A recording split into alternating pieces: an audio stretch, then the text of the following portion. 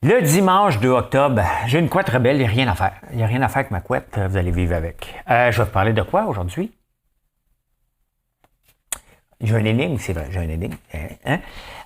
Les pays les moins racistes, quel est le pays le plus raciste? Parce qu'on en parle dans cette campagne-là. Puis la campagne électorale, on peut-tu juste faire aujourd'hui? Ouf, hein? C'est fini, on peut-tu passer à autre chose, là? Je vais vous parler de ça. Le salaire des employés dans une entreprise, est-ce que c'est confidentiel ou non? Hein? Il y a un imbécile sur TikTok, sur Twitter. Le nom des bouteilles de vin, parce que là, on est snob. Hein? On est snob. Les finances, ben oui, il y a des finances quand même le samedi. Le Viagra féminin. Ah, là, ça t'intéresse, hein? Hein, t'as quoi? C'est où tu parles du Viagra? Dans la section finance. Insolite! Il y a OD qui fait des... Ben, il n'a pas la fin de semaine, j'en parle pas. Et la pensée du jour, plus la réponse à l'énigme, complètement à la fin. Mais tout d'abord, n'oubliez pas de faire ceci.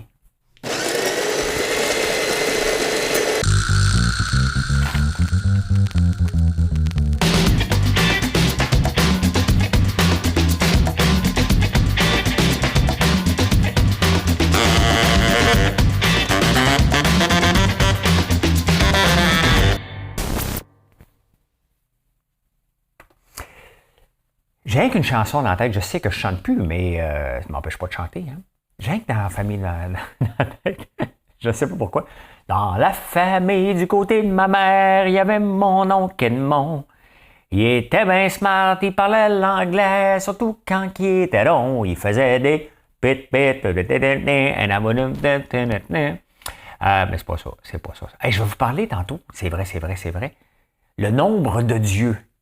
Tu ne veux pas manquer ça. C'est dans les insolites, tu ne veux pas manquer ça. Bon. L'énigme du jour. Oh, non, pardon. Mesdames et messieurs, 2ELGBTQI+, voici l'énigme du jour. Ah, là, on peut partir. Non, je n'oublierai pas mon quiz. OK, parfait, l'énigme du jour, vous êtes prêts? Ôtez-moi une lettre. Ôtez-m'en deux.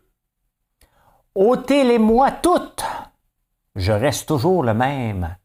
Qui suis-je? Ôtez-moi une lettre. Ôtez-m'en deux. Ça fait bizarre, là. Ôtez-les-moi toutes. Je reste toujours le même. Qui suis-je? J'ai l'impression que je suis le père Fou. La prochaine fois, je me détache les cheveux. Je donne la réponse à la fin du show. Hein? C'est mon associé, Georges Caram. Bon, il est libanais. Et il a écrit un texte sur le racisme au Québec, puis pourquoi que, c'était un sujet très... on a peur des immigrants. Bon, moi, mon associé, il est libanais.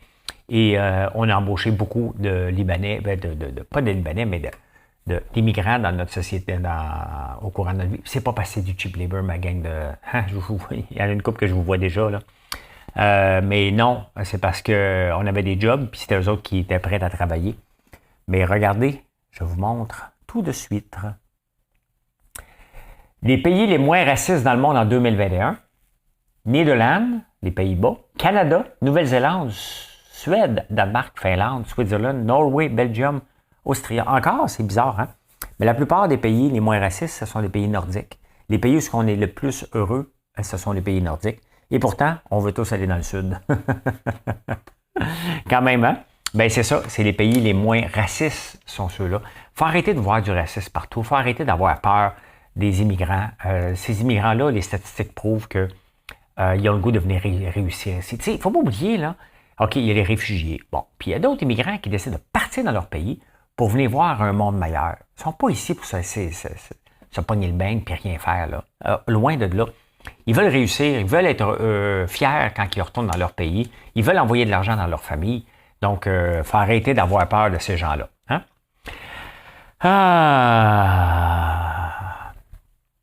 Pénurie de main-d'œuvre. Pour lundi. On est rendu là. Il manque de monde pour lundi. D'un coup, on ne peut pas aller voter. Hein? Moi, je vais aller voir pour voter, là, mais je ne ferai pas un line-up de 2 heures. Non. Ben oui, il manque de gens pour lundi. Comment ça se fait? OK? Bon, on dit que des fois, l'appareil gouvernemental, là. Moi, je sais que Noël, c'est le 24 décembre. Hein? Je vous dis tout de suite, là, moi, je le sais. Moi, là, elle le sait. Fait que je suis en train de planifier. On est en train de planifier en conséquence 2. Hein? Donc, toutes nos machines, on les répare. Les machines à barbe à papa qui étaient... on a de la misère à briser. Regardez, un des fours pour ma machine à popcorn a brisé. On attendait le moteur. Donc là, j'ai payé un extra pour avoir le moteur plus rapide. J'ai une machine de backup. J'ai une machine à beignes de backup. Donc, on s'assure parce qu'à le temps de Noël, puis le temps de Noël est déjà commencé parce qu'il y a des cadeaux d'entreprise. Donc, ça se passe là. Fait qu'on planifie, on s'organise. Comment ça se fait que tout ce qui a rapport au gouvernement, mettons comme les passeports, toujours quand ça traîne à l'auto du gouvernement, aucune planification. Ça ne devient pas tout le temps un moment donné irritant de voir que c'est toujours les mêmes gangs qui sont mal organisés. Toujours. Hein? En tout cas, on verra. Hein? C'est lundi, on verra ça. C'est demain. Le marché du travail. On a les jeunes qui font la grande démission. Ils abandonnent. Ils ont le quiet quitting. Donc, tu restes à ta job, tu en fais le minimum, juste assez pour pas te faire mettre dehors. Puis à un moment donné, ton boss est tanné. D'ailleurs, c'est ce qui se passe chez Meta. Je vais vous en parler tantôt. On revient aux normes d'avant parce que là, depuis un bout de temps, dès que tu es un humain avec deux bras, deux pattes, non, c'est pas correct.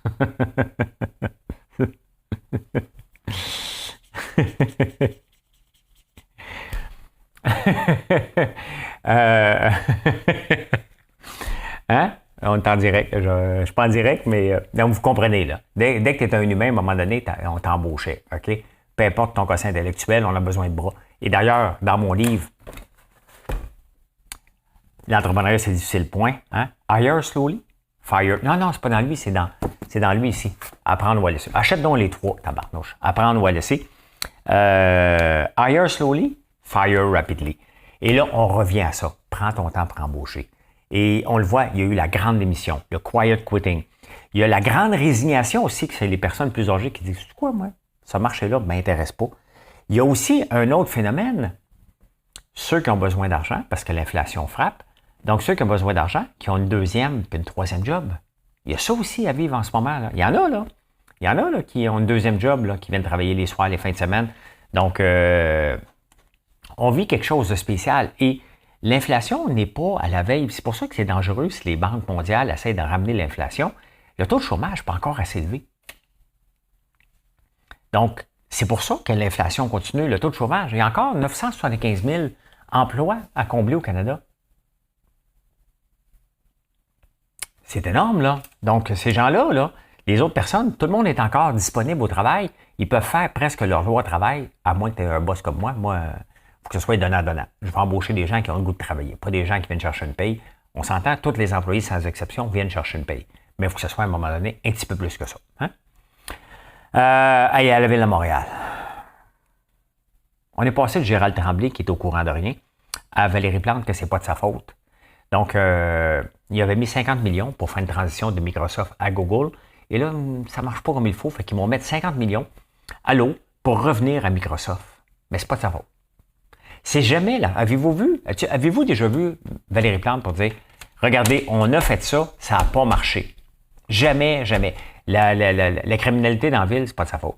Et pourtant, à New York, quand, c'est-tu Guglielmi qui était là, il a enlevé la criminalité.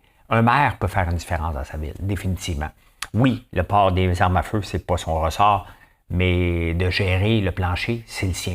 C'est jamais de sa faute. Et c'est pour ça qu'elle est au pouvoir. Pourquoi? Parce que la seule personne qui a osé se présenter contre, c'est Denis Coderre. On détestait encore plus Denis Coderre que Valérie Plante. Il faut le faire, hein? Mais c'est 50 millions aux poubelles encore. Qu'est-ce qu'elle gère, Valérie Plante? Quand est-ce que vous l'avez vu gérer pour dire là, on va prendre une décision? Moi, comment ça se fait que dans mon entreprise, puis dans toutes mes entreprises du passé, puis d'autres entrepreneurs que je connais, on prend des décisions d'affaires. On dit, OK, ça marche pas. Là, tu vas me dire, c'est une ville. Non. Des employés qui font rien, des employés de trop, des employés, un système d'exploitation qui est pas bon, qu'on fait un switch, là, puis ça coûte de l'argent, faut que tu prennes ta responsabilité. C'est inacceptable. On prend une mairesse qui ricane. Je vais être proche de mes citoyens. Tching! Donnez-moi votre argent. Mais non, mais ça n'a pas de bon sens. C'est ça. C'est ça que ça donne quand on nomme des incompétents.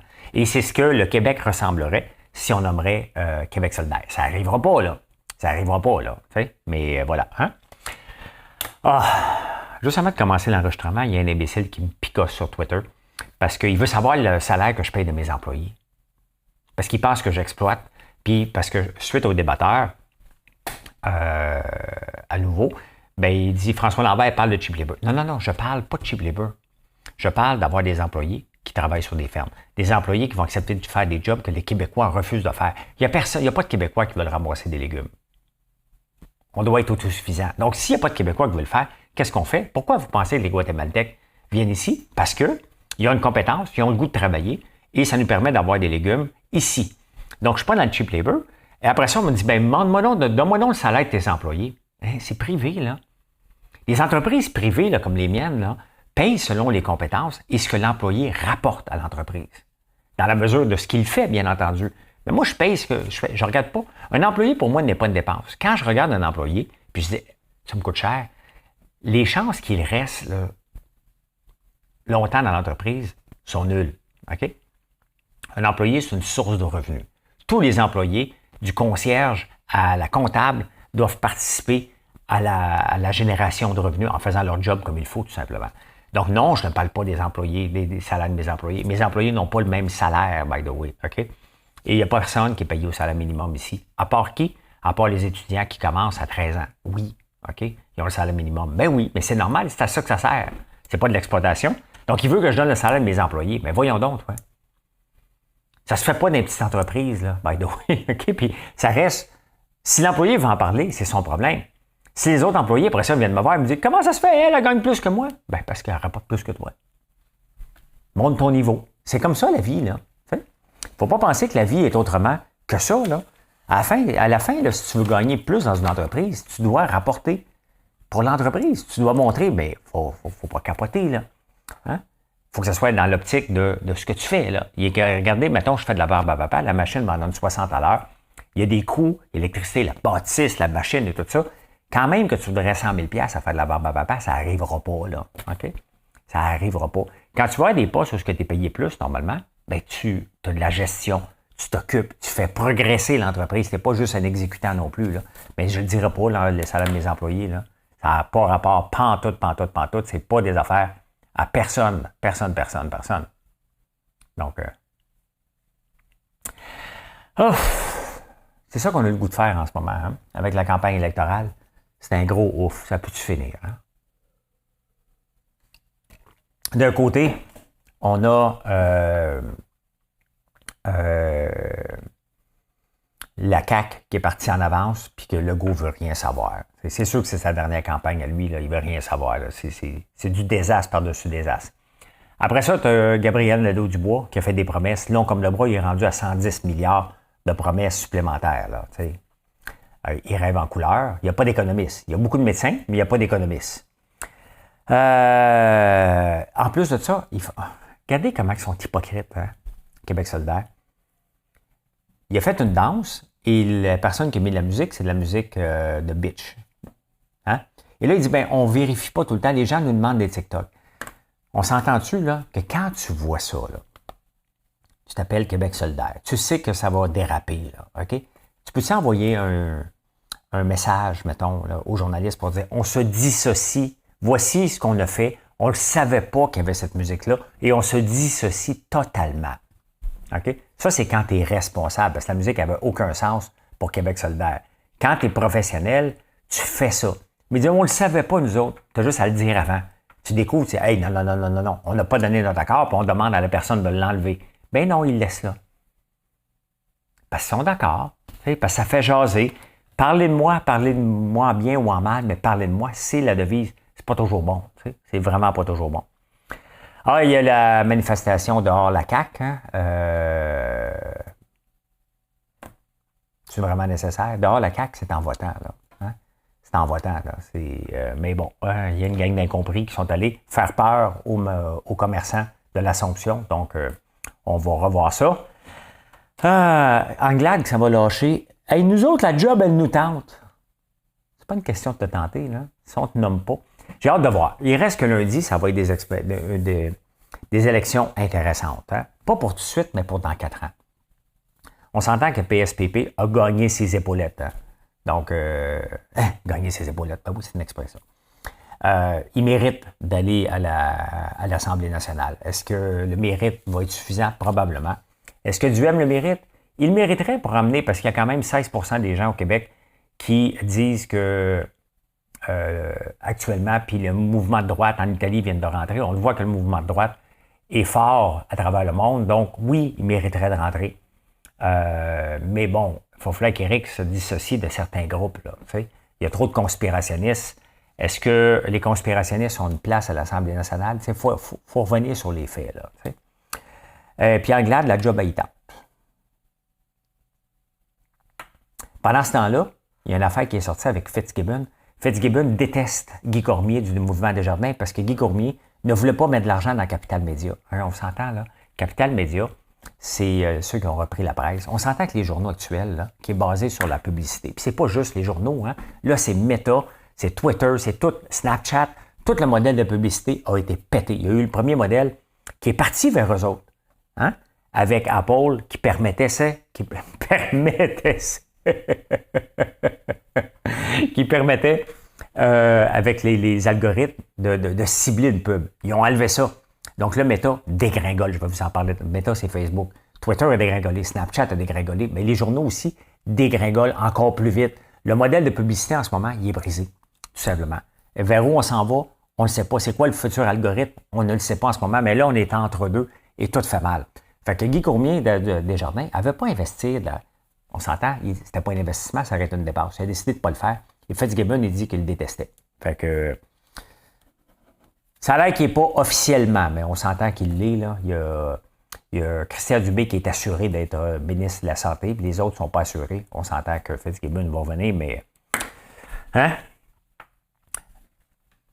J'ai été manger dans un restaurant pour déguster de l'or. J'ai été invité, je n'aurais pas payé pour ça, là. Mais il parlait des bouteilles de vin. C'était la personne qui nous recevait. Et est-ce que vous connaissez le nom des bouteilles de vin? Bien, je vais vous les présenter dans Êtes-vous tombé sur la tête? Donc, pas une petite gorgée d'eau.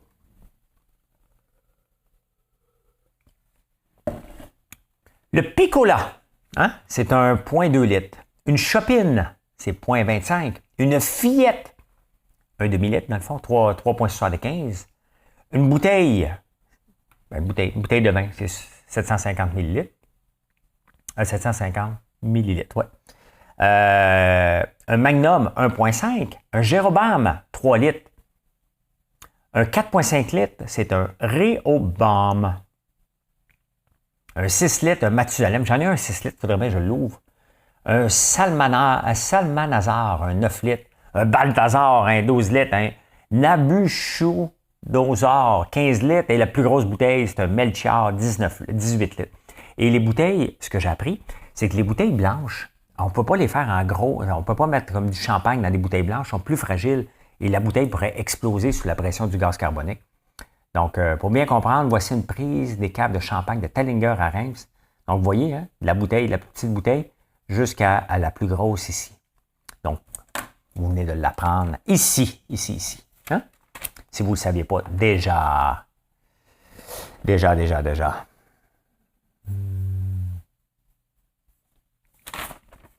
rendu où? Je suis rendu dans les finances. On s'en vient ici. Meta, ça c'est Facebook, mais je vous en parlais justement. Hein, le modèle est brisé et Meta a perdu 59% de sa valeur. Snapchat à peu près 90% de sa valeur. Twitter dégringole aussi. C'est sûr que TikTok tire, hein, mais ils ne sont pas à la bourse. Donc, il est rendu le 12e.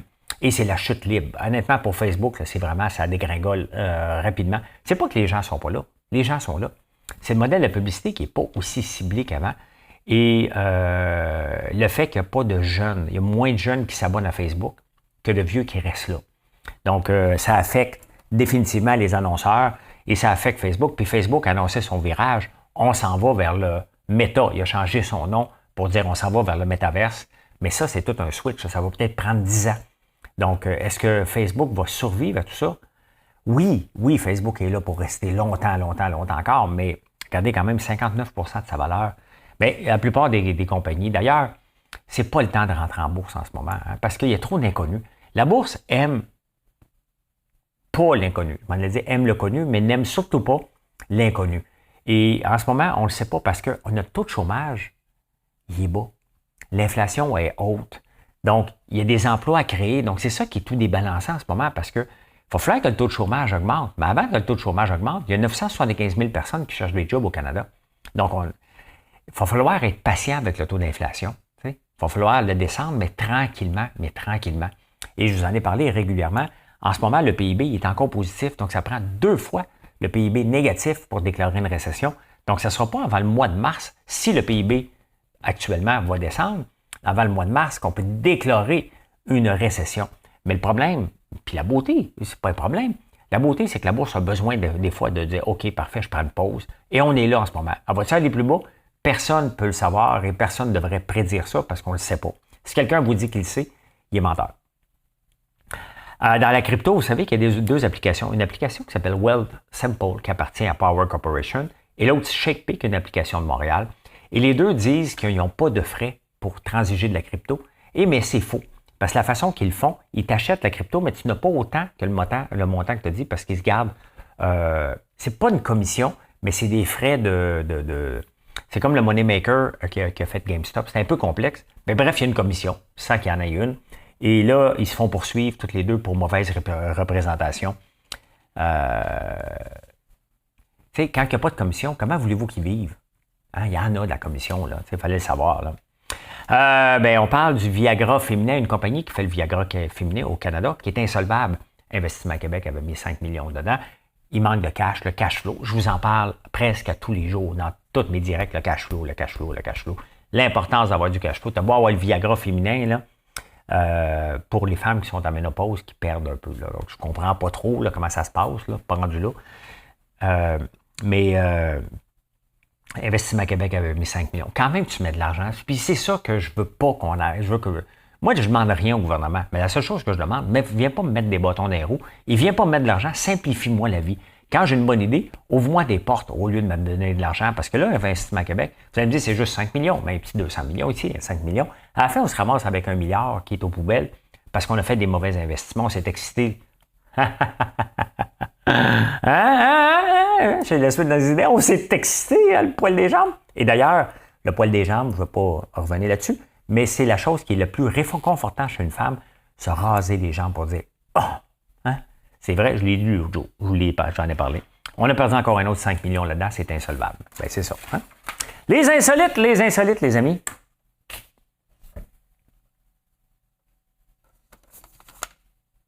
Ah! Vous savez que quand on voit des bébés, quand on voit quelqu'un, hein, ça s'applique surtout avec des bébés ou des chats. Là. Des fois, les chats n'aiment pas les enfants parce que les enfants aiment beaucoup les petits chats. Et là, ils les voient puis ils les écrasent, les petits chiens aussi. Hein. Ben, c'est ça. Trop beau inspire l'agression. Et c'est pour ça qu'on squeeze les beaux enfants ou les chats. C'est hein? Mais c'est borderline une agression, puis c'est un feeling que quand on trouve quelque chose de trop beau, on l'agresse.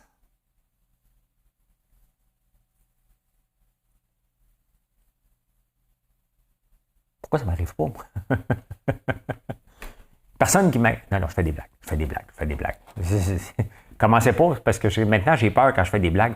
Hey, vous savez, cet été, il y a un gars qui est venu me voir, ici, en psychose. Il y en a eu 2. Il y en a un qui me donne régulièrement des nouvelles et il m'a écrit tantôt.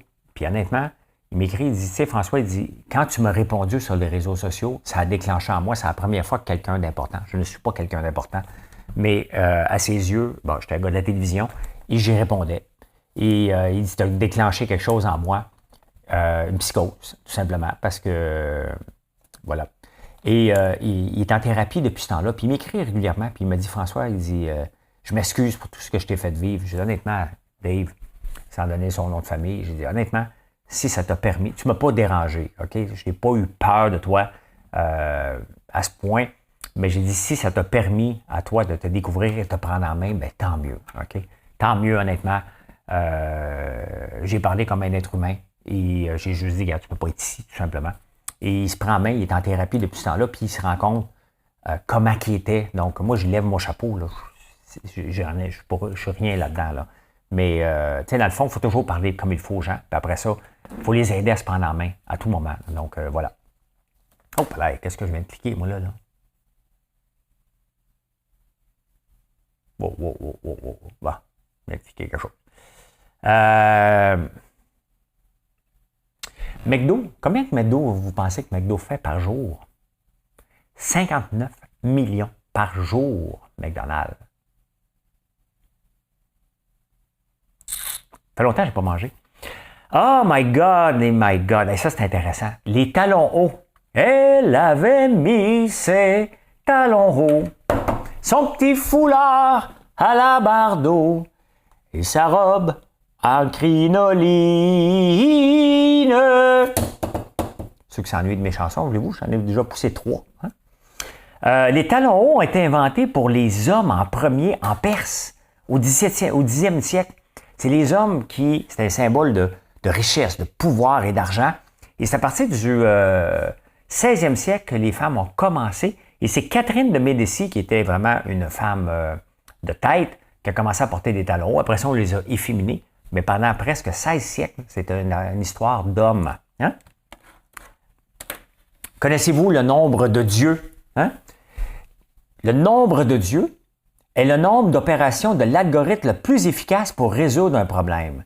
C'est une référence au mathématicien hongrois Paul Erdos, 1913-1996, qui aimait évoquer le livre, à savoir le livre fictif, dans lequel Dieu aurait inscrit les preuves parfaites des théorèmes mathématiques. Et ça, c'était surtout très populaire avec le cube Rubik. Donc, le cube Rubik, peu importe comment il est défait, si tu le maîtrises parfaitement, tu es capable de le ramener en 20 opérations. Hein? Donc, quand tu es rendu à 21, tu es moins bon. Quand tu es rendu à 220 opérations, dis-toi que c'était 20 le chiffre magique et c'est le nombre de Dieu quand même. OD fait relâche aujourd'hui, donc j'en parle pas. Hey, Babe Ruth a eu une pensée du jour. Dans la pensée du jour, c'était très intéressant. Il est difficile... On va aller ici. Hein?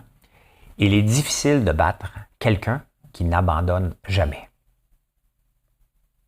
Il est difficile de battre quelqu'un qui n'abandonne jamais. Ça, c'est fantastique, ça. Hein? C'est-tu assez fantastique? Ben oui. Et je suis comme ça, moi aussi. Tu sais, si tu veux me suivre, même à Big Brother, vous m'avez vu, puis même dans la vie, je suis prêt à affronter tous les compétiteurs parce que je suis toujours prêt pas à me battre, mais prendre ma place et j'abandonne jamais. Il y a une différence entre la persévérance et l'acharnement, mais dès qu'on a quelque chose qui est bon, il faut se battre. Battre pour une place, continuer constamment. Et c'est ma devise, donc j'ai aimé ça de voir ça de Babe Ruth. Hein? De Babe Ruth. Et voulez-vous la réponse à l'énigme du jour? Je la répète. Ôtez-moi une lettre. Ôtez-moi deux. Ôtez-les-moi toutes.